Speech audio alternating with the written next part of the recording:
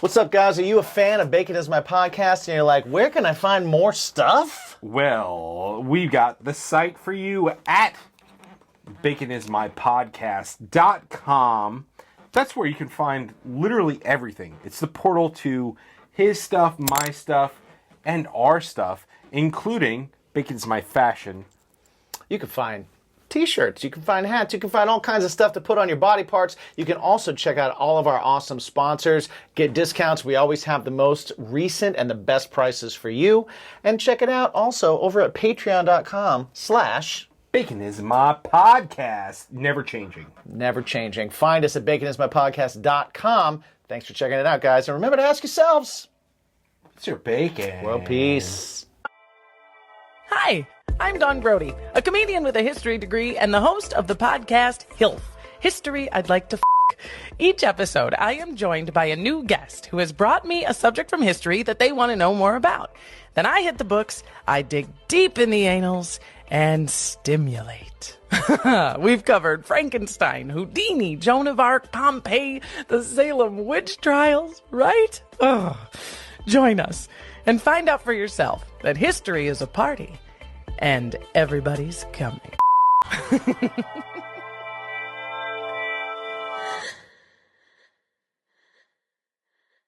Did you know that Limp Bizkit is WWE's favorite band ever? I did not know that. According to WrestleMania 17. Oh, okay. Yeah. That was literally what they said. They announced them as WWE's favorite band ever. Well, at I the would've time, thought- I'm sure they were.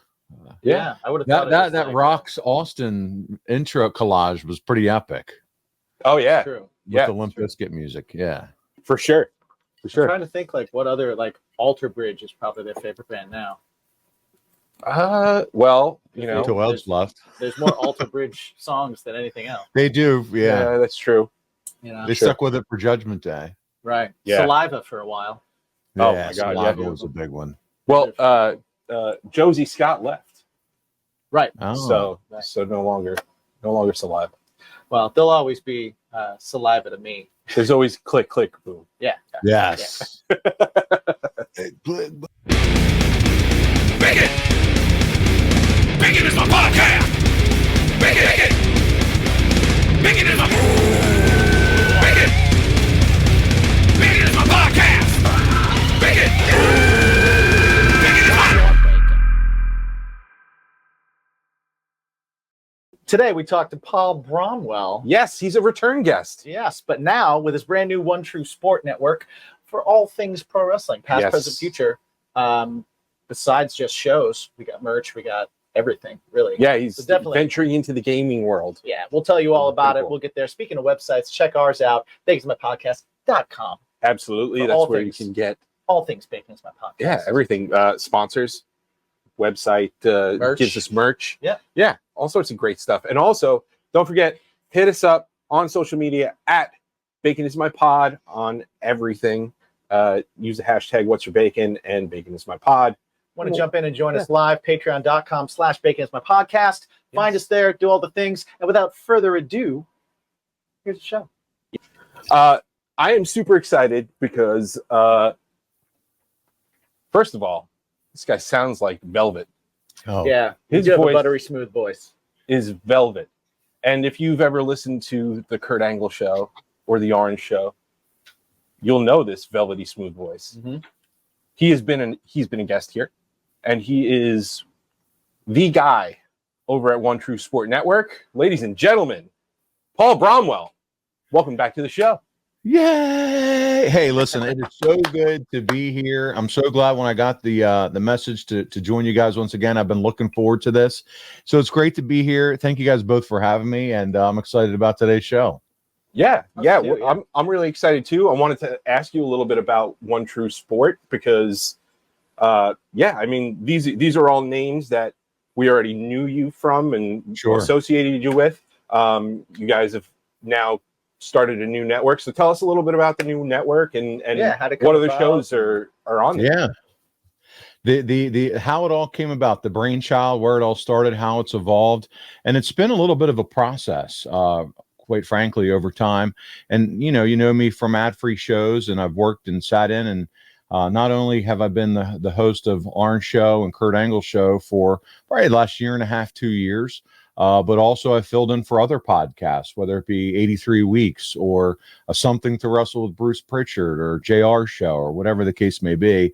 But I was doing a lot of work behind the ad-free show paywall as well, whether it was with the Monday Mailbag with Kyoto and some other shows. And I've been was with them for about 4 years, ad-free shows altogether. Forever grateful for the opportunity that Conrad Thompson gave to me. And I met a lot of great people through that opportunity. And some of the great people I'm still working with now. And two of those individuals are Marcus D'Angelo and Dominic D'Angelo. Don't know if you're familiar with those guys, but they also have some wrestling podcasts that they do. Marcus is with Jake Roberts and Ted DiBiase. And then Dominic does Straight Talk with the Boss with Magnum TA and Greg Gagne. And then he has a show with RVD, Rob Van Dam, who I'm sure you guys would have a lot of fun with. But so we knew we had these properties that were aligned with us. And just being a part of the ad-free shows for a long time, there was just conversation about, hey, platforms are changing now and evolving. And you started to see some of that with 83 Weeks and Eric. They were starting to do a lot more on YouTube. And Arn was dedicating a lot of his time to traveling with Brock, and still does, and trying to get him out on the road. Kurt wanted to really wind down the amount of appearances in his podcast, and that's because of other projects and things that he's working on, some of which we can and can't talk about. Mostly we can't talk about, but and I get that. So Arn and I just really started talking, and he's like, I don't know about this weekly gimmick. And I said, I agree. And I think that we may have a little bit more opportunity with YouTube. YouTube's introduced a lot of opportunity, especially when you go live. They have the super chat opportunity, and just more that we think that we could get a bigger bang for our buck as far as opening up the audience, where we're not behind an ad-free paywall, but we're now going to bring Arn into your virtual living room live and give everybody the chance to ask him questions, just not the select membership that we were behind before. So there were some other things that were kind of on our mind as far as the decision-making process. But at the end of the day, we just decided to branch off and get away from the weekly podcast where it was always in the audio feed and things like that. And I was talking to Marcus and Dominic because they had started to see kind of the lift with YouTube as well. And I was like, I know, I just don't know what we're going to do about merch. And Marcus and Dom actually said, we've been talking for a while. And rootsoffight.com, how they have kind of that real nice premium level merchandise and really cool brands and kind of that, they have some boxers and Flair and Savage and some really good licenses. He's like, Arn owns the Four Horsemen trademark. That's huge. That's a brand, and not a lot of people know Arn owns that. We have awesome. That. We have. Not only that, you think about Kurt, Arn, their brand. Why don't we consider starting our own company and really focusing on the merch? And we'll bring our 6 brands together. And so once Arn and I decided, hey, let's move on off of ad-free platform onto YouTube, and I started having some conversations with these guys, Marcus made the decision, listen, there was a restructuring of pay with ad-free shows behind the scenes, and I don't really want to get into all that. And as a result, it was like, we're just not seeing the big kick that we used to. So let's give YouTube a try for our shows and open it up to a bigger audience. So we were like, we're going to pull our group together. Let's make it a group of six shows. The 3 of us will be all owners in this One True Sports stake, but we're going to put a lot of momentum into growing a merchandise. YouTube now has memberships. Cool. We're not going to scale them where it's a price all the way up to $100. We'll make it a little bit more reasonable. It is not in direct competition. We're not having, come to, this event this weekend or that event this weekend. Right. And we didn't want packages like that. We wanted to simplify. We also wanted to eliminate the cross-platform confusion. And what I mean by that was, I think everything was built on Patreon from where we were. And now that outfit realized there was also a lot more opportunity on YouTube. And so there'd been some, we'll put this on this one and this on this one. And then the members were like, what are we doing here? There's some confusion. Yeah. So we thought, well, let's just kick off straight YouTube. That way, whoever joins us, there is no confusion. This is how our model's built. So that'll make it a little bit more clear. And one of the big knocks or concerns we heard was, oh man, you guys are going to YouTube. Nobody listens to, well, not a lot of us have opportunity to watch it when we're at work. We like to listen to our podcast. Cool. First tier all the way through the third tier will be, you get a private link to audio feed that's playable on Apple and all of your Spotify and all of your podcasts. And you'll get the audio version as soon as we do them, and ad free, if you will. And we're able to have a little bit of fun with those audio versions, meaning, Sure. Arn's favorite song and wish that his theme music coming down to the ring was Flirting with Disaster from Molly Hatchet. He said, if I could have picked anything, that would have been my theme. Well, that's the opener of our show when you get the audio. Just little fun tweaks we do to make it a little bit cooler, bad to the bone for Medusa, because that's perfect for the motorcycle. Oh, yeah. So anyway, we just do little things like that and put a lot of our content on there. So that's where the birth or the origination of the One True Sport concept came. It really became, a whole merch idea. And then all of a sudden it built out, let's do our own network. And the three of us started to meet, figure out building a website, everything that goes into it. And you guys know how it works. Yeah, but the platform, what do the tiers look like? LLCs, all these things. How are we going to pay talent?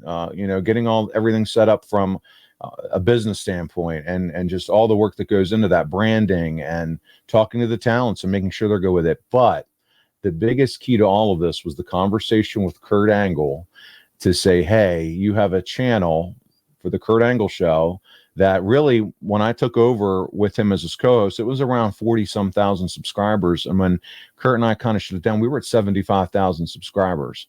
Wow. I just didn't think it could sit there dormant and not do anything if we're not doing shows. Kurt, how do you feel if we call it One True Sport? We'll advertise you and these others, and there'll be an opportunity to maybe grow some revenue that way. He's like, Paul, I'm totally fine with that. So because of his blessing with that really gave us a launch pad to have a well-built YouTube channel. Now, of course, you're going to have people like, I didn't sign up for this. Cool. Right. That happens.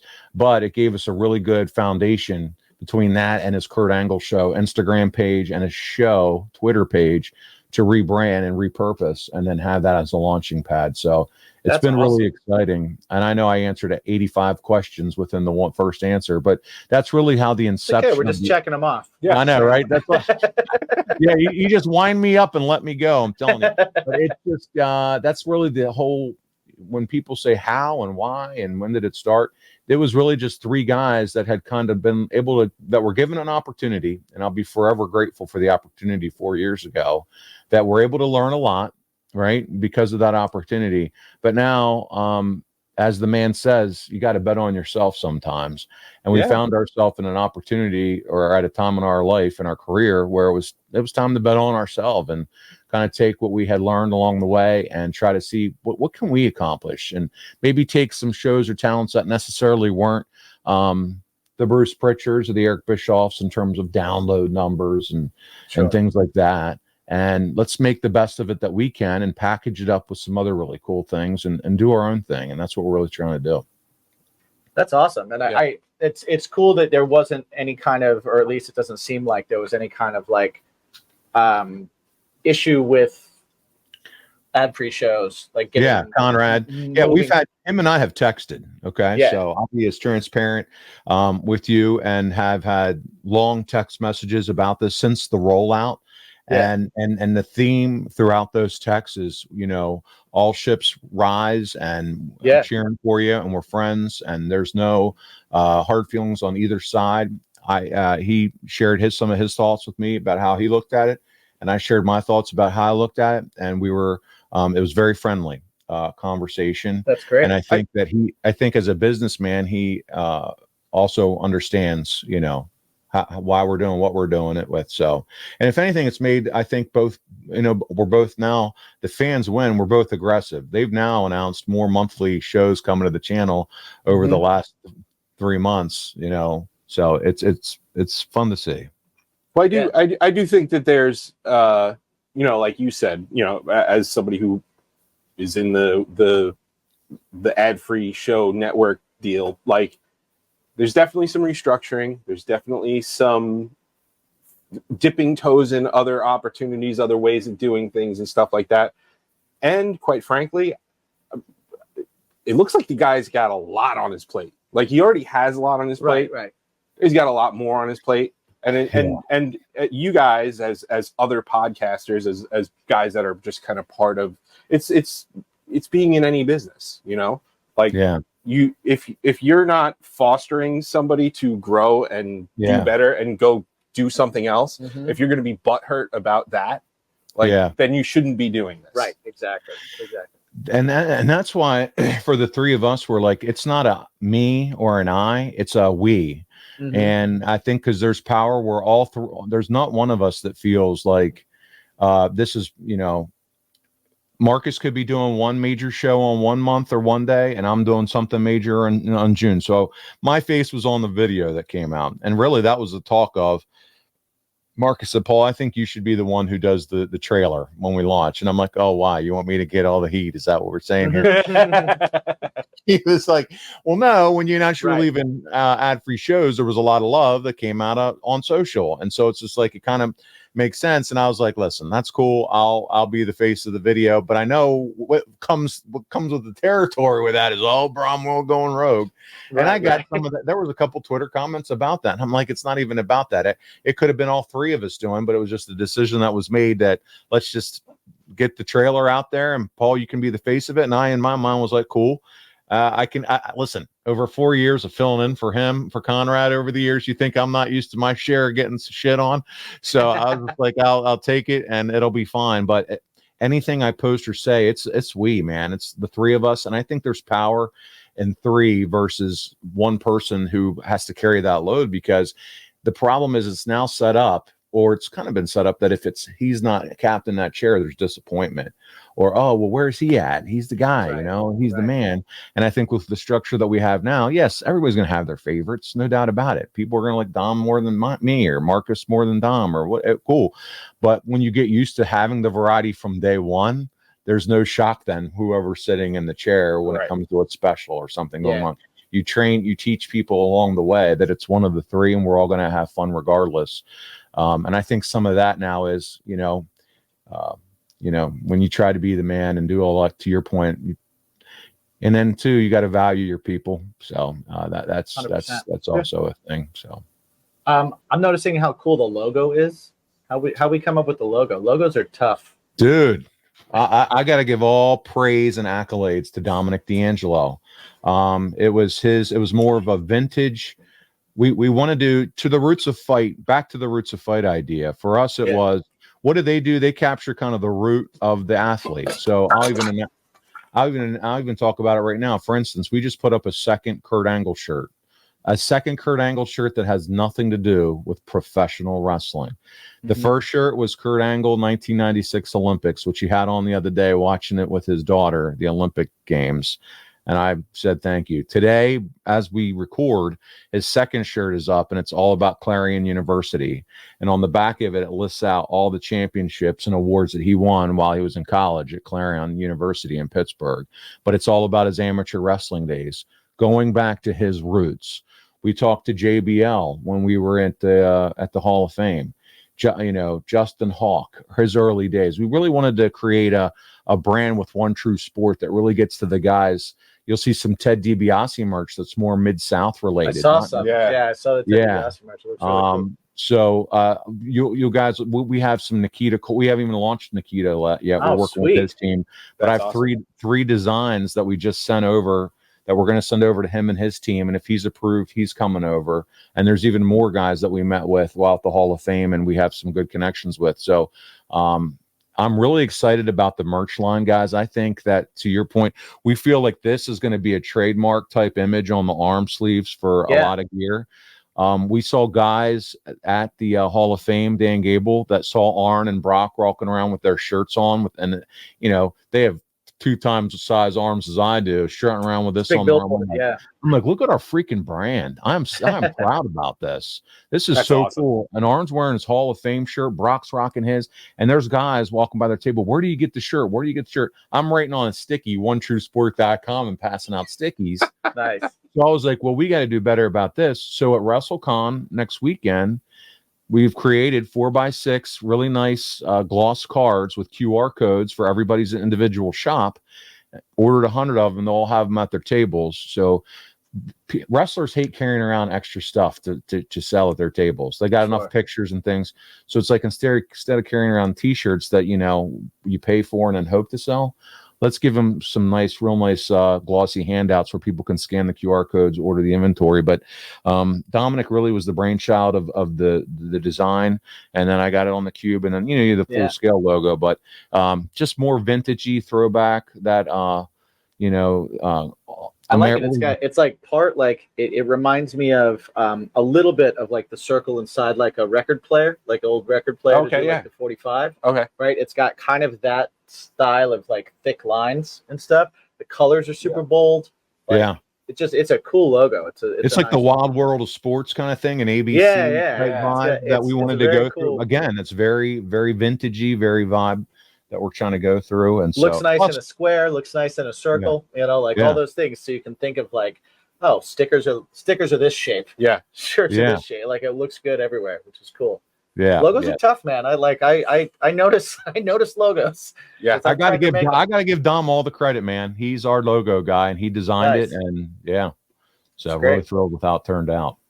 What's up, guys? It's Mike from Bacon Is My Podcast. What I wanted to do is actually tell you a little bit about our new friends over at Arrowland's Natural Goods. They sent us over something called Beard Jelly. Wake Up called Beard Jelly.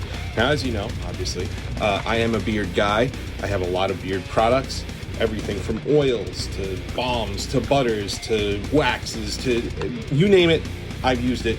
Best all-in-one is, without a doubt, this beard jelly. It gives you volume, but it also controls the fizz. It softens it. It nourishes my beard. I've been using it for about 2 weeks, and man, it feels really great. Right now, they have the original spice out. This is a high viscosity beard oil that has green coffee and peppermint oils, and it's been really, really great. I know that they're working on some brand new flavors, if you will, some aromas. So go ahead and check them out. Arrowland's Natural Goods, and always remember to ask yourself, what's your bacon? Welcome to Sorta Kinda Funny. We're a comedy podcast, brother and sister duo, where we take your guys' embarrassing moments and stories and turn them into humor, because life's about laughing at yourself, and we are sure gonna laugh at ourselves. I am James. I am your main Mac Daddy host, and I'm also joined by a loser. Go ahead and introduce yourself, loser. Go ahead. Don't be shy. This is Lauren. Give it to them. Absolutely. Baby. Absolutely. What did you say? Also, we sing a lot, so if you haven't listened to this first episode, I'm sorry. We have new episodes available every Thursday and would love nothing more than to hang out with you. Does that sound too desperate? Yes. Okay. Check us out wherever you listen to your podcasts, and we'll see you on Thursday. And as always, text me if you want to hang out. Bye. Well, I want to ask, because a lot has happened since the last time you were here. The infamous Arn Anderson block promo happened, and you worked with with Arn and stuff. Arn. Yeah. Tell me, like, you just recorded a podcast, right? And then he does this promo, and then you get on with him the next time.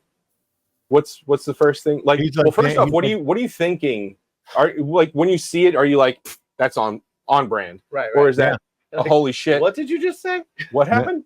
It's totally on brand. It's Arn. It's like me and him talking, but it's the intensity. It's how he says it, and he just has the ability to say things in a way and just make it so simple, yet so you feel it. It's so real and intense.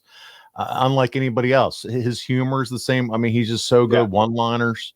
And when he just is out there and being as frank as he's saying and telling Cody and doing his thing, I was like, man, God, this guy he still got it. I mean, the Marcus helps him with the social media, and when his Twitter followers just blew up, similar to which has happened when they posted about the Call of Duty game with Cody, and he posted something about the Call of Duty image. I mean, that thing went viral. That was going crazy too. People love that. So, it was awesome. You just never know. T-shirts were selling that was when we were with Ad Free. Oh yeah. It was a huge moment for him, a spike in popularity, and I loved it. I loved every minute of it. Yeah. Well, everybody was like, yo, Arn's gangster, man. Yeah, I know. That dude. He's a badass. Yeah. Yeah, well, it's funny. Like I just probably about I don't know, probably beginning of the year, I decided I was like, you know what, I'm just gonna watch because so I decided I'm gonna watch Nitro from the beginning, just watch it front to back because now I realize after sitting down and watching episodes, I don't remember ever watching Nitro without flipping back and forth. Okay. Sure. Yeah, same. And it's like, oh. I never saw this. Okay, this is cool. But man, those Arn promos. He's I don't know that there's anybody that did it better, man. Well, it's almost like now with like Samoa Joe. You look at him and Joe talks, and you're like, that's a good one. Okay, yeah, I believe you. Yeah, you're like he knows what's going on here, right? He makes you feel it. Yeah, for sure. So yeah, that's my new venture. I was gonna try and do some of the old stuff. I started watching the Von Erichs. You got to go back to like World Class or early NWA. Watch Nikita Koloff. Oh yeah, and then go listen to him talk because you're gonna be like, wait a minute. Right. Well, yeah. Hold on. Yeah. That I know. The whole time. Yeah. Yeah. Hey, there's a couple guys like you just said that really can make you feel something when you're listening to them, and I know this guy's polarizing, CM Punk, but he's one of them. Whether you love him or hate him, he talks right to you. Samoa Joe, Arn Anderson, but those are guys you think of that when they're in front of a microphone, you're listening. They have your attention. Yep. Yeah. Well, I feel like Punk is like he's known for his mic stuff. Oh yeah. But Arn and Joe are kind of like Arn gets overlooked. Oh, for sure. Yeah, they're like well, he was the backup. hero. He was the guy to Flair, the second to Flair. He was in a group with Flair. So so it's hard to It's funny. It's so funny. There's a friend of mine who reached out and he was like, well, I guess you'll always just have that. How did he say it? Something about you're the Arn Anderson of podcasting because you guys get the analogy. Yeah. Well, you could have been the Marty. Could be worse. That's right. Could be worse. And it's good with me. I love it. You could do a lot worse than being the Arn Anderson. I absolutely love it. I'll be the Arn Anderson of wrestling podcasting, and meaning hosting a wrestling show. Right. There's some great podcasters out there. So I think it's great. Like, I didn't know that he owns the Four Horsemen. The Four Horsemen trademark. Yeah. Like, did he come up with it, or was that just some shrewd business? Listen, I'll tell you the story. He came up with the Four Horsemen in a promo back in the 80s, and Tony Schiavone looked at him and was like, you just named the freaking group. But when he was let go by WWE, good old Mike Dawkins, gimmick attorney, who, by the way, shout out Mike Dawkins, got to spend some time with him at the Hall of Fame over the weekend, and he was absolutely fantastic. We had a great time with him. Cool. Marcus and I did. But Mike Dawkins looked it up and was like, buddy, WWE does not own the Four Horsemen trademark. Nobody does. So they got with Conrad and they got with Arn before they kicked off the show. And he's like, are you interested? Because you're the one who came up with it, man. And Arn bought it right away. And now, he can sell merch for it. We are the official merch provider of the Four Horsemen. And if you go to the Four Horsemen shop now, here's a little soundbite for you. JJ Dillon, through a mutual friend, reached out to Marcus. To Dom, and has sent us original PNG images of the Four Horsemen merch designs, T-shirt designs from the 80s. Wow. That now you can find at least two. You can find at least two of them on our store. One is Tully, Arn, Ole, and Rick with the long limousine, and then we also have one with the Four Horsemen with Luger with the black velvet rope on, and it's Four Horsemen over the top, and those are in the Four Horsemen collection. And now that's pretty sick. Also sent us the Dusty and Magnum TA one with America's team with the cowboy hats on. Oh man, okay, that's awesome. That's in Magnum's collection. Yeah, I remember all those shots. Like those are iconic shots. Yeah, that's so cool. Now, so you guys are starting with the 6, right? And I guess that you got a 7th, right? Because you got RVD, right? Yeah. Well, no, so Greg and Magnum are a joint show together. Oh, right. Okay. So they're together, and then so those are the core 6, the original 6, and then also on the network that debuts first on our network is Paving the Way with Medusa, and that's with Medusa and her co-host Andrew, who was a friend of ours prior to even doing a show. But man, he is not afraid to show his opinion, show his ass, and have a little fun. And I thought, God, that's what we need on our network. And he is right at home behind a microphone. And between her and him, we think that show has some potential to really be something special. Again, back to diversifying our offering. And so we're really excited about what they're able to accomplish.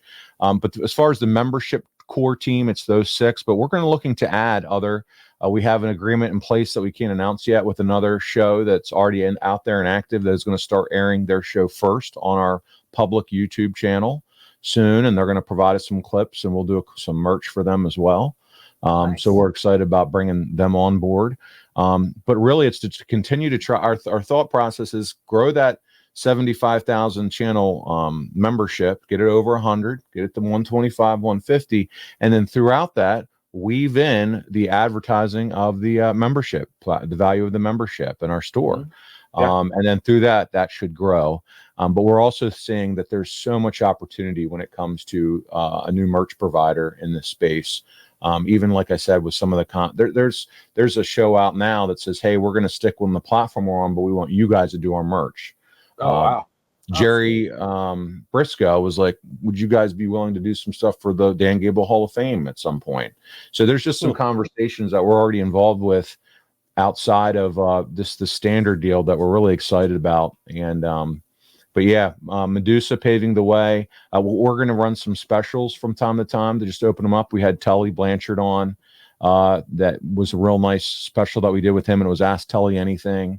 Behind the paywall, I had Dustin Rhodes on, and we did an hour Q&A with our traveling champion tier. That's our top tier. And we have more in the pipeline. We were also at that Hall of Fame, and we were front and center table because of where Arn sat. So we were able to record Tony Schiavone's full speech and induction from his kids, Dr. Tom Pritchard's full induction speech and JBL's intro, Arn and Brock's and Greg Gagne's. And so all of those are going to our traveling champion tier in video and audio format. Nobody else that we know of was able to get that content. And we did some side interviews as well. We got them all into an interview room. And I interviewed Jerry and Arn 12 hours after the Hall of Fame for about 15 minutes. And then Marcus interviewed Barbara Goodish, who was married to Bruiser Brody, and Greg Gagne. And then he also interviewed Tito Santana. So we have lots of good content that we're also going to provide our members. So Dominic and Marcus are headed out to WrestleCon over the weekend, mic in hand, and they're going to do more. But we're really just trying to hustle and go after all that good stuff. And the relationships that we have with guys, we're ready to build and grow into other relationships. So I love that. Yeah, that's just awesome. I love that. Yeah. So there's a narrative that's being thrown around with with wrestling, right? Okay. With the whole special of Who Killed WCW. Oh yes. Everybody, I keep hearing a lot of things online on a lot of podcasts and stuff like that going, well, now is the best time for WWE. I mean, they're going on Netflix, so now is the time to bring back WCW. And I think that's bullshit. Yeah. Well, first off, who do you think killed WCW? Well, I think when they sold to it's Time Warner. AOL. That's what I said. I think AOL. Yeah, when they sold. Arn says that. That's what Dustin Runnels said. That Dustin Rhodes said it behind our paywall. It's exactly when it officially died. That and when you and just lack of leadership structure. When you have poor leadership structure, the buck stops here, and you don't have that figure and a guy who's just just a pansy style leader. Well, what Hogan wants, Hogan gets. I mean, come on. Right. So you put those two things together, and it was a recipe for a disaster.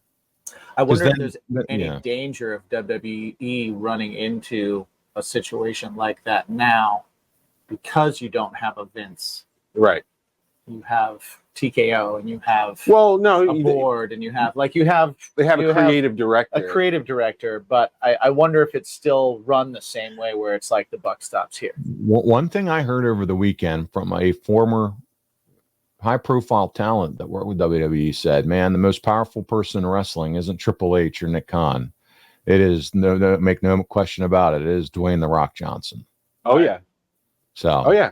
Well, I mean, dude, look at that, the behind the curtain WrestleMania documentary, right? Yeah. So and that's what they allowed you to see. Right. Right. I think because after they months of editing. Well, what happened was they had initially announced it to be released like the week of, Yes. like that Wednesday, Yes. and they definitely re-recorded all of that stuff so The Rock could change the narrative. Yeah. Oh yeah. And it was definitely, Cody, and the whole thing about like, oh well, Cody went into business for himself. No, he didn't know. Right. And Nick Khan and Dwayne knew. Yeah. Triple H and Cody did not. And that's left hand not talking to the right. Right. This time it actually worked out though. So yeah, well, because they knew that they were going to have a revolt, which the same person talking to said, well, since when did we start listening to fans? He's a traditionalist when it comes to wrestling, but it was like true. But man, think about it. If I'm Triple H, yeah, I'm a big face of whatever's going on here. But at the end of the day, this guy is on the board. There is a lot of money. When you hear Rock talk about his relationship with, and I can't remember the guy at TKO. You know who I'm talking about. Ariel Hawani, or no, Hawani. He's he's interviewing Emmanuel. Yeah. The when you hear him talking about that, Ari Emanuel. When you hear him talking about that relationship, know him for a long time, and don't be surprised, we'll see it, because the ultimate end game was there's going to be a lot of crossover exposure for his football league. It was a huge business decision. He got everything he wanted, from his name to all of it, and Triple H knows that, and he'll fall in line, and they'll work together, collaborate, because you have to. So right. Well, I think it's also a testament. Rock kind of, regardless of what he wanted, he was like, oh well, this is the most disliked video in YouTube history. Yeah. Make a better business decision. Yeah. At least he pivoted and didn't stand strong. As opposed to, regimes past that would be like, we're just going to go. Yeah. Right. That's true. Like what Bruce Pritchard and Vince would say, or, Right. Exactly. Yeah. It's like, no, it's fine. It's fine. Yeah. We'll pivot. We'll work. Yeah. But like about this WCW thing, I like, people keep, there's certain narratives talking about, oh, well, it would be cool to have like second generation stars from like legacy stars from WCW. And it's like, what are you making? Like a lesser or another I think NXT? that ship has sailed, man. Right. Yeah. Like no. You're so red hot right now. You have the NXT brand. Why put all that work, effort, energy into something that probably wouldn't succeed? And another revival try? I just don't think it's worth it. Right. And what would the point be? And how popular really, what, like for us as wrestling, we're into it. We're marks. We're diehard fans. So yeah, it was popular amongst us and our social media circles, the death of WCW, but really on a larger scale, an audience that they would need to service was it really at that scale of popularity? That's true. And they were only, I mean, they were popular and huge when wrestling was huge, but again, 83 weeks is how long they were on top. Right. Other than that, they weren't. But the Vice Network series itself, I mean, how expansive? Well, right. Who's seeing that really reach? Mm-hmm. Yeah, we're talking millions. You know what I mean? So yeah. What's your? I mean, I personally think that the Vice documentaries, everything from Dark Side to Tales of Territories, all that stuff, I think they're well put together. Mm-hmm. But I certainly see that there's definitely like a narrative they want to tell, and they'll edit things, and there's people in the past that have kind of said, "Oh no, I told the whole story. They just used what they wanted to use." They clipped and Well, there's guys that I've worked with that were on some of those earlier ones. They were like, shit, by the time I got done, and I'm so not anybody that I work with now who I've worked with in the past, but like by the time I got back, man, the way they clipped and shit, it made me sound like a real asshole on there. Yeah. And so I don't know, man. There's a lot of when you're talking to the boys, we're us as fans, we suck up and soak in and want every little piece of wrestling that we can. And the way they tell the stories is phenomenal. And the way they tell it, it is a story that's enjoyable, whether the good, the bad, the ugly. It's like, man, that was something powerful. It's powerful. Mm-hmm. But sometimes you watch them and you feel, man, I feel terrible, or I feel bad, or what a disaster. But then you've got to think about the other side of the coin. What about the family? How do they feel? Is that really how they want the lasting impression of their dad, uncle, brother to be remembered? Was that show on Vice Network? And coming from the boys, Dustin, who said it, and we put a clip out on social media, and some of the guys, they don't like it at all. Not huge fans of the guys who do it at all, and I'm being nice. Mm-hmm. So, and you can understand that, because in that industry too, you want to talk about major ups and downs. Look at Dustin as a whole. Oh yeah, all the trials and tribulations he's had with substance abuse and everything. You really want to have that publicized one day in a dark side of the ring, and he's now a success story. So, it's a lot that's just being put out there about guys' lives, and I feel at the end of the day, there's money being made off of it. Did you guys not get enough? I know, listen. I know this has been a great episode, right? Give me some more. But you've heard some commercials, right? Give me some more. Including this one. Mm-hmm. Right? Give me some more.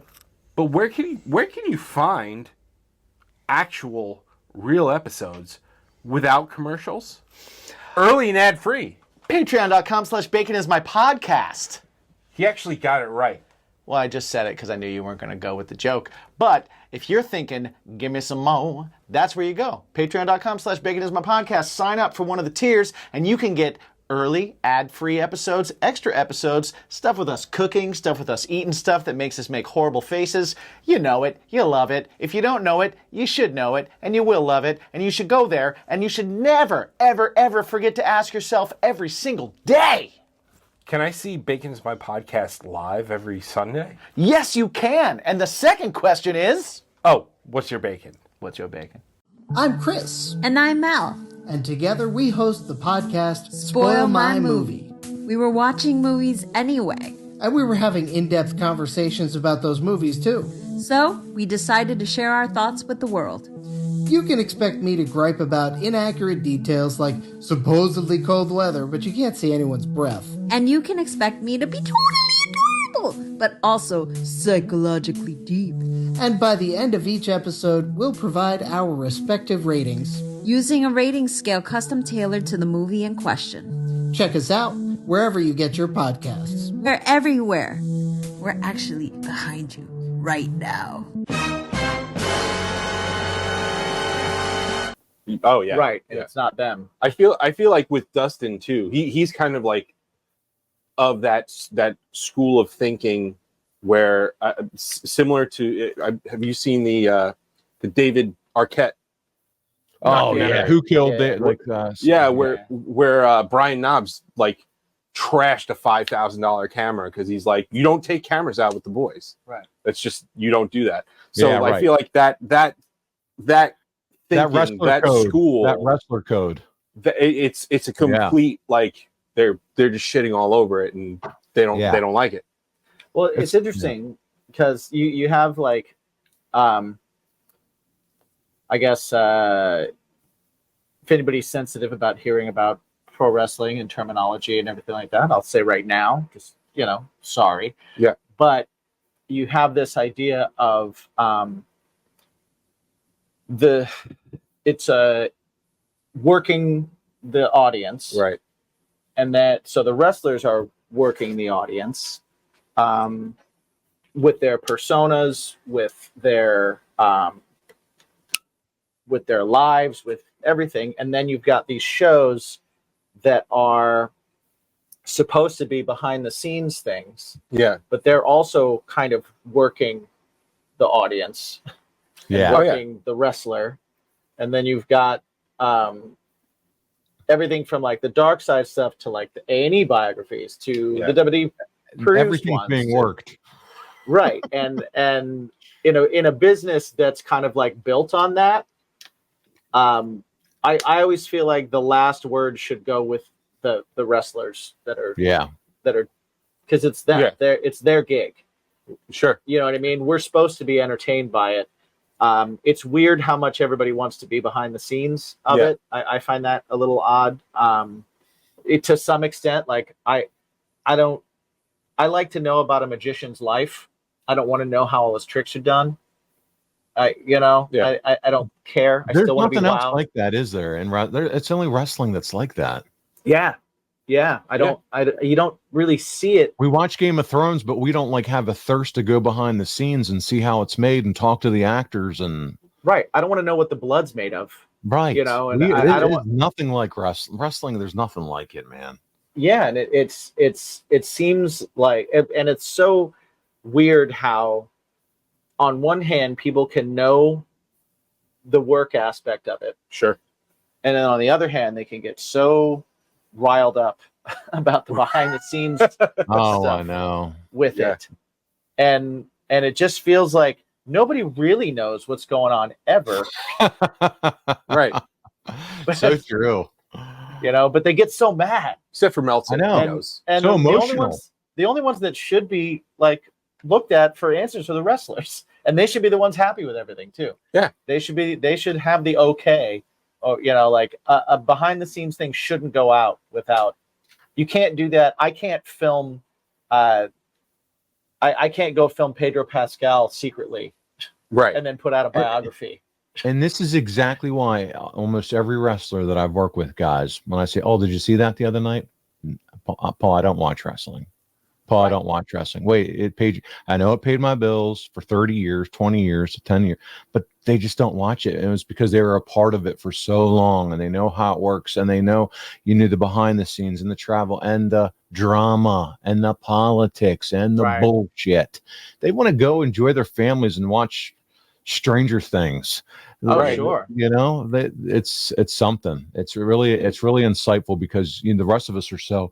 Oh, did you see that angle? Arn, did you see the other night? Or Mike Chioda? What about Paulie? I didn't watch that. Me and Meredith are. So it's funny. It's something else. I think that's yeah. Yeah, man. I don't play shows and then get in the car and listen to my songs. Right. Yes, you do. I'm just kidding. I get in the car and the last thing I want to do is listen. I never turn on a damn podcast I record. I'll tell you that right now. Yeah, exactly. Right? It's the same thing. It's the same way. I don't listen to music at all after I play a show. Yeah. Because I've had it. I'm done. Right. I'm good. I don't want it. Conrad, when he's done, takes the headphones and tosses them across the room, and he's done. Exactly. On a rap, and we've driven around before. We don't listen to that. No. Yeah, I see. It's because I'm production. Like I'm a production guy too, and like even with my music, I produce it and record it and all that kind of stuff. Once I'm done with it, once it's finished, mastered, done, that's it. Same with this podcast. Like, once I go through it, edit it. Put the bumpers in, commercials, send it off. It's like never again. Right. Hand washed. I know. Yeah. Well, you put your heart and soul into it. You do want to develop great content and do your thing, but it's exhausting and you want to do a lot of great work, but now it's time to decompress and move on. And you gotta, this takes energy. It takes work. And it's just not, it's not nothing that you're going to sit there and want to re-listen to and replay. And as wrestlers, they want to disconnect and get out of it. It's like any other full-time job that you're doing.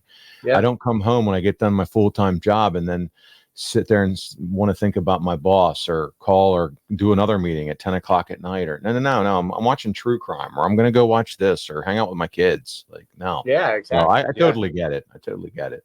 Yeah. If you create content, it changes you as a consumer of content. It really does. Yes. You nailed it. It does. And I think that also kind of hurts content creators because someone who thinks of themselves as someone that creates content, someone that like takes a video on their phone and puts it on TikTok and gets a bunch of views once, it changes how they consume content too. Right. So then they consume your content and feel like they can say a bunch of stuff about it. Right. True. Like I watch a lot of this, so now I'm an authority. Yeah, right. And it's like, oh, that's not how that works. Yeah. I don't know. It's if you're called aware. try to be supportive. Right. Know? Yeah. Like, yeah, I feel like for me, especially like the social media stuff, I can't stand doing it. I can't stand doing it. I'm terrible at it, guys. I'm not a good social media person. That's why neither are we. Yeah. Neither are we. We aren't either. Yeah. It's like we created this stuff, we did this, we put it out, and now I have to relive it all week. Right. Yeah. Because I have to watch it again to find little clips of it. Oh my goodness. I know. Paul, did you clip up your show yet? Seriously, is there anybody that wants to clip up my show? Because that would be great. Oh, dude, there's a program. We'll tell you about it off We'll air. hook you up. We'll tell you No, about please, it off air. because I don't have. I can't. I just they're like I'm like you're. It helps a lot. It's not perfect. It still takes time, but it's way less time. We'll discuss after for sure. Because I'm all ears. It does the captions and everything. Yeah. So Oh wow. Okay. yeah, for sure. But yeah, so wait, so what are you doing to decompress? Because you got your full-time gig, and so now I you still got work this one true full-time, and it sport. involves travel, which that wasn't a. Some people said, I thought you were leaving hat free because you were getting more responsibilities and doing travel. Yeah, I am, and I was. But listen, the key in my message wasn't I'm coming on and taking over host of this, that, and the other. It was we're creating a network. Creating a network. And sure, the first month I was kind of the face and hosted this and did that. But the goal is a team, and I'm not going to be doing a million different things all the time. But I am busy. This coming week is my last full week at work until vacation for a week. So I'm turning everything off and going on a nice long vacation with my family. So I'm looking forward to that. Nice. But I stay very busy with the shoot job, as they say, and a lot of that is one of the responsibilities of my team is overseeing our corporate sales events, which includes trade shows, expos. It involves senior leadership meetings, and actually, when I say it involves that, my team helps plan, invite, nominate customers, like the whole thing. We're at a hotel, where's the dinner, where are we staying, make sure everybody's got the agenda going. So there's a lot going on with that. So in the fall, I have a lot going on, whether it's the National Harbor in DC, Roanoke, Virginia for a week. There's so much going on. So it's really important for me to stay organized with Arn, when are you and I recording, and when is this going to happen? And so we have a shared calendar for our members to keep up with stuff. But so I'm extremely busy with that. When I come home, if I'm not doing some stuff for One True Sport, which I've been spending a lot of time on the store, getting that ready, adding designs as I work with some guys that do our designs for us. But really, man, the getting it onto the store, pricing, descriptions, the whole 9 yards. I've been spending a lot of time on that. It's just the other organization piece of it. Working with an accountant. We have an accountant out of Texas who's good friends with Tony Schiavone. So I've been working with him on LLCs and QuickBooks and making sure talent's paid correctly and getting the W-9 signed and like all the administrative stuff that you don't think about, that when you start a company, you have to build that out in the back end. So I found myself really spending time with that. Otherwise, I've got a wife and 3 kids and a dad that lives downstairs. So it's like a freaking circus. My one son has 3 pets. He's got, a bearded dragon, a leopard gecko, and some other kind of thing in an aquarium. Nice. And we're about to bring in a dog into the family. So we got that. Yep. Hot rocks and bags of dog food. An axolotl. I don't even know what that is. That's in one of his aquariums. Yeah. Oh, that is yeah, it's pretty my cool. kids know about it. They oh yeah. Your kid knows about everything. I know. He's a. Yeah. Every time we say that, though, everybody pops. Somebody has heard of an axolotl or whatever it's called. I'm pronouncing it wrong. Yeah. It's really cool. It has its own aquarium. Anyway, so we got that going on with the one son. The other son's going into his senior year at high school, so he's getting ready. He works, has a part-time job, got a car, doing his thing. So he's all over the place. It's just keeping all the balls in the air with all that good stuff. And then to relax, I like to watch my Pittsburgh Pirates, who are actually at 500 right now for a change. So I have the MLB package. I'm gearing up for the football in the fall to return. Nice. I watch true crime. Love my true crime shows. I end up falling asleep every night to that about 12:31 a.m. But that's my decompression, where somebody's killing somebody. So my wife says porn. That was Yeah, my wife says if I'm dead one day, everybody will know you're the one who slipped the Visine in my water. I said I wouldn't do it that way. I've seen it happen too many times, and the husband still always called. Right. Yeah. What's the true crime show? What's like? I just finished Murder in the Midwest. I've watched all the Paul Lazans, all the Datelines. I'm caught up with who's the guy, and now I'm just blanking out on his name. He's on Discovery. He's an older guy, and he Joe Kenta. Joe Kenta, American Detective. Yeah. So he's actually Joe Kenta has another little series that are just popping out once a week, another show. So I was watching a little bit of it until I came over here. But I'm a big fan of his. I like the way he's just very matter of fact. It was so funny. A buddy of ours who's like he's a big wrestling fan just like us, and like this huge pop collector, and he had tons of pops and everything. and just somewhere randomly in his pops was a bobblehead of Joe Kenda. And I was like, is that Joe Kenda? He's like, yeah. That's fantastic. I said, That's awesome. I didn't know you were a Joe Kenda fan. No way. I didn't know that's fantastic. It wasn't a pop. It was just a bobblehead. Just a bobblehead. It was just a bobblehead. That's but I was like, cool. When did you start liking Joe Kenda, and why haven't we spoken about this? That's so cool. So yeah, so I'm a huge fan of that genre of finding good shit to watch, and anything Netflix comes out or Discovery or whatever, I'm all over that stuff. But yeah, man, just try to enjoy sports, enjoy concerts. I'm going to go see Nikki Glazer in the fall, the comedian that was popular on the Tom Brady She's roast. Hilarious, man. Yep. So her, I'm going to go part see of the her. roast was she stole the roast. Fire. She's awesome. Oh, for sure. It was insane. Yeah. So she, right before she went on the Tom Brady roast and became really big, me and my buddy have seen her before in Hershey. So we saw she was coming back through in October. So I got us 2 front row tickets to see her and her legs front row in Hershey. And so all of a sudden she goes on Tom Brady and is like, oh my God, I'm so glad I got those seats when I did. Oh, yeah, So, right? Going to go see her in October. So I'm pumped about that. So yeah, a lot of fun stuff. Where's that Giant? No, it's at the theater. There's a theater in Hershey that she did before, and she's coming back to the theater, whatever the theater name is there, downtown Hershey. So we're gonna grab dinner down there and go watch her and have a blast. There were no VIP available because hell, I would have bought one to get a little pic with her. But but yeah, so no, a lot of cool things on the horizon. And having fun and really enjoying working with One True Sport, man, and trying to figure out things how we can do different things to make it a really cool membership experience.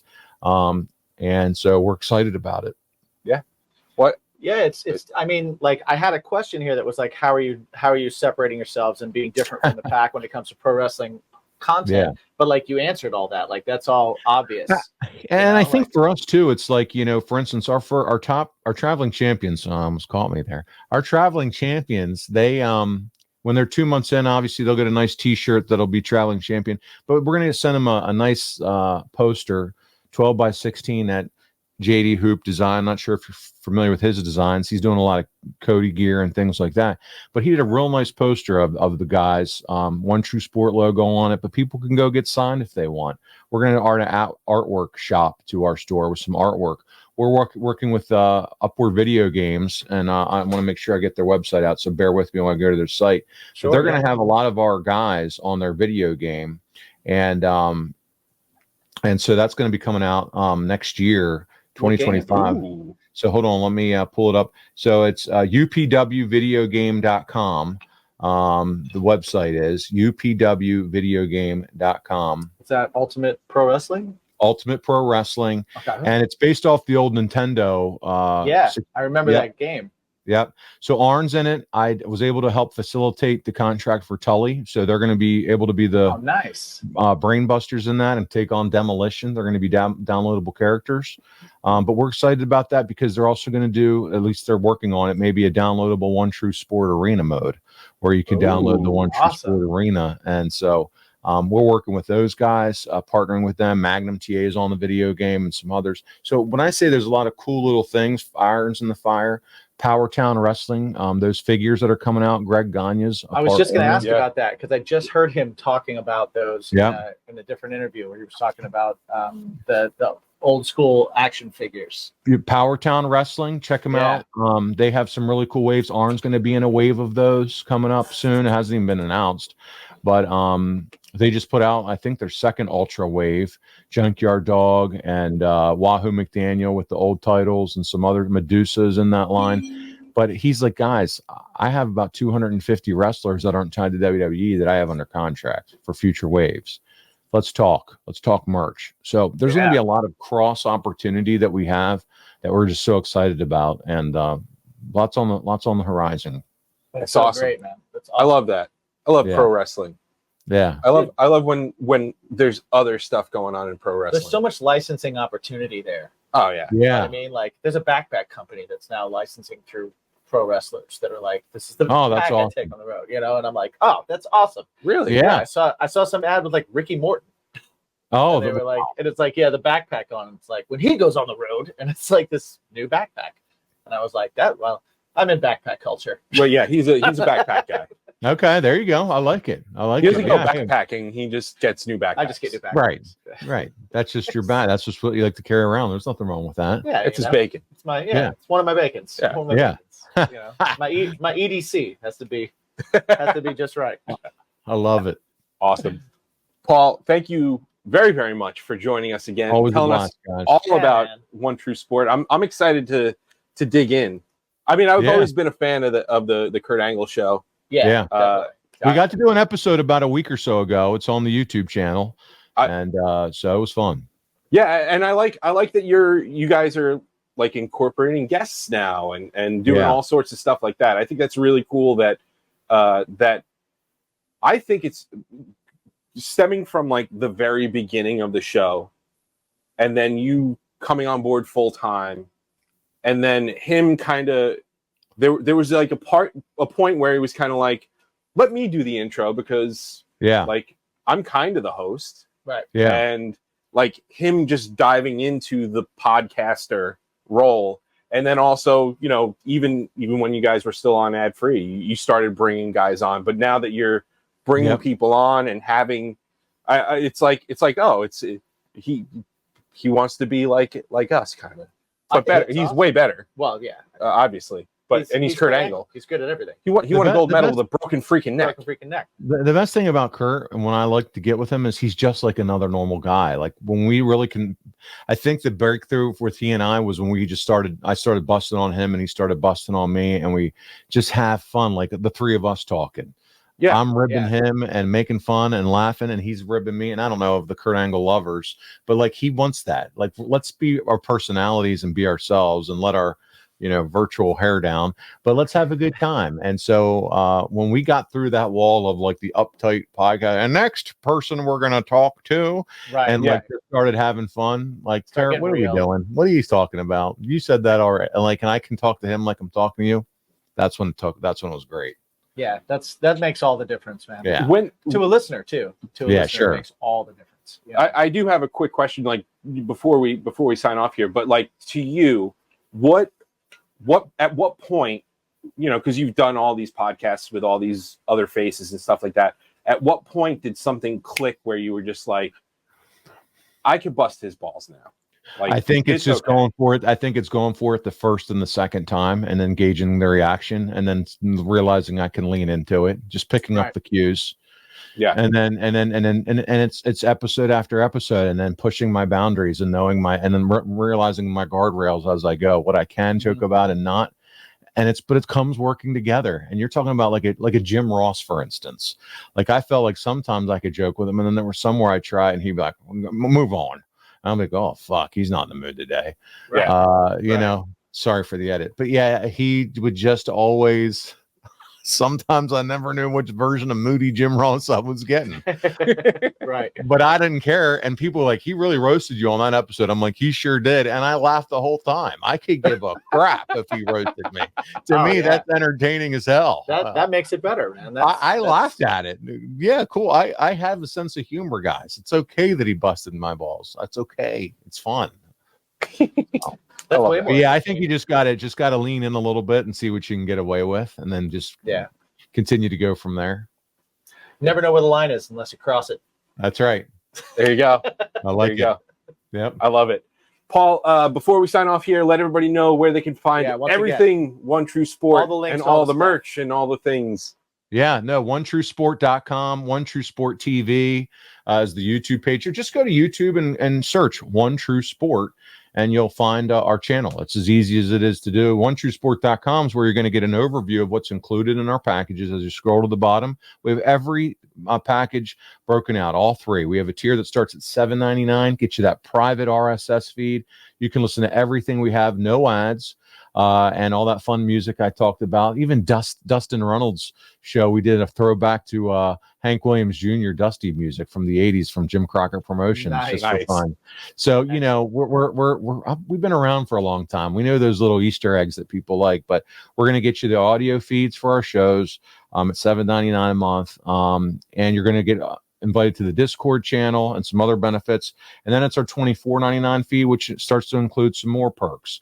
whether it's invites to Q&As and watch-alongs and fun things like that, and then all the way up to our traveling champion, where we're going to get a wrestler to wish you happy birthday when it's your birthday, and an individualized video we're going to put out on our Twitter of them wishing you a happy birthday, which no one else has done, but it's, who doesn't like to be told happy birthday on their birthday? Maybe it's, it's always nice. If it's Jake the Snake, if it's Ted DiBiase or R. Anderson, we've already had them all record birthdays for our traveling champions, but they're also going to get those extra special, those Dustin Rhodes Q&As, some of the content like the Hall of Fame speeches that nobody has of all 4 of those guys I listed earlier. When you're in 2 months, you're going to get those posters and that t-shirt, and that's where it stops. We're not going any higher than that $39.99 tier. And we really want it to be a community. The Discord, we have a guy that's really been working on our Discord behind the scenes that incorporated our calendar and does polls, and they talk during pay-per-view matches. Then we have a daily show with Zach Hadorn and Ryan Drost, who do a fantastic job at 11 a.m. Monday through Friday. They're talking all things current wrestling, and it's live on YouTube, and people can chime in. At some point, we're going to involve the pre-show and post-shows with some folks on One True Sport YouTube. So really, you want to subscribe and turn on notifications on the YouTube channel. That's critical so that you know when we're going live. We'll multicast from that channel as well as Arn's channel, the Four Horsemen Network, when I go live with him every other Tuesday. Same thing, Medusa's live. I've not even mentioned Lance Archer, the Murder Hawk, is now a part of our network. Nice. And he'll be going live with Marcus at least twice a month. This coming Tuesday, as we record this, he'll be on live with Marcus for an hour doing a live Q&A session with anybody watching. So cool. Not members, anybody live gets to ask questions. He's a fun listen. Yeah, he's a fun listen. Like great dude. You wouldn't know it by nobody ever letting him talk on TV. But right. But exactly. And he's been well traveled in wrestling. Oh yeah, So. A lot of fun stuff, guys. Tons of great content. I would say check out the shops. They're growing. We're getting designs that people haven't seen in years, and they're licensed official stuff. Official Horsemen. Somebody else is wearing that shit. It don't count. It don't count. Arn didn't bless it. Arn didn't bless it. This is blessed. A lot of the Horseman shirts now, the Tully shirts, there's 3 brand new Tully Blanchard shirts, all come with the Horseman logo on the opposite arm of the One True Sport logo. And that's why Tully said, I want to sell merch with you guys because you have the logo, the trademark. We just put up a Brainbuster shirt, a brand new Arn and Tully Brainbuster shirt. We got the original logo. We've added their names to the front, and on the back, it's all the records and titles that they held listed out on the back. So check out the Brainbuster shirts. I can't put it over, and you can tell how excited I am because we feel like there's really been an opportunity in this space. And who knows? I think at the end of the day, our merch could be what really drives us forward more so than anything else. But regardless, we're really happy about it. So I really appreciate you guys having stuff. You got cool stuff that people want to wear, There you go. I want an orange shirt with the finger guns, man. Yeah. We got to get some kind of. We got to get a little bit better of a shirt out there for the gun show for Orange. Yeah. I like that. Yeah. I'm in. I go check out the merch. Yeah, go check out that There's stuff. Some cool stuff up there now. It's really cool stuff, and I mean, I feel like it's cool because there's a lot of stuff on there. Like you said, it's not necessarily wrestling related, but it's not wrestling related. You wouldn't know. Like it's not an overtly like yeah. Arn doesn't like a lot of faces all over everything either. He's more of a text and then so again, we've looked around and saw what has sold and what's popular, and we're trying to give more of that vintage feel too. So as a consumer, I hate shirts with faces on them. Yeah. As I sit here talking to Mike and he's wearing a shirt with a face on it. Hey, it's Cassandra. Oh, okay. Okay. So, it's Cassandra from Wayne's World. I got faces on mine too, but it's not. Okay. He's like, I hate shirts with faces. I don't want to buy like a shirt of a singer or a band with a band on it, or a wrestler with a wrestler on it. I don't want a shirt with the old wrestling. Yeah, right. I don't want it. Yeah. I think I kind of do now because you said it. Right. Yeah. It's pretty funny. So, there you go. But dude, thank you again for hanging out with us. Been a blast, man. Love every minute of it. You guys are great. Always a good time. Appreciate it. And everybody at home, check everything out. Please go buy a shirt. Buy a shirt and hashtag what's your bacon, hashtag One True Sport, so that we all can see it. Yeah, We'll post a picture of it and stuff like that. All right. And remember to ask yourselves every single day that one important question. Super important question. What in your life? What is your wrestling? What is your music? What is your whatever it is? What is your true crime? What is your thing that makes your day a little bit better? Yeah, Paul, do you remember what that question was? It is. What is your bacon? Isn't it? It sure is. Sure is. What's your bacon? All right.